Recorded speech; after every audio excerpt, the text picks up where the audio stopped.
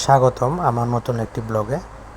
আজকে আছি একটি চাইনিজ টেম্পল কুয়ালালামপুর মালয়েশিয়া থেকে। আশা করি সবাই ভালো আছেন, ভালো থাকুন এই প্রত্যাশাই করি সব সময়।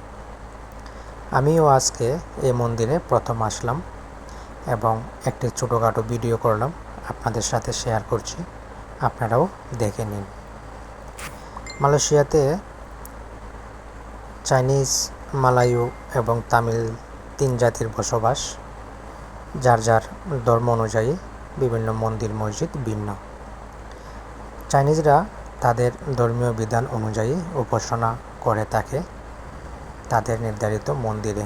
তো এই মন্দিরটা হলো চাইনিজদের মন্দির।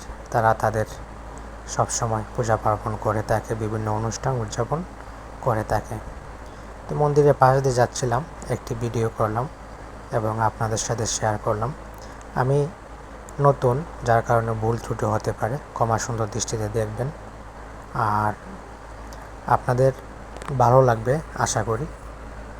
যদি ভালো লাগে কমেন্ট করবেন, ভালো না লাগলেও কমেন্ট করবেন এবং আপনাদের মতামত শেয়ার করবেন।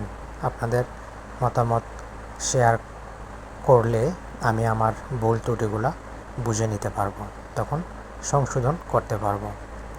এখানের চাইনিজদের পূজা পার্বণের নিয়ম ভিন্ন, হয়তো অনেকে জানেন বা অনেকে জানেন না।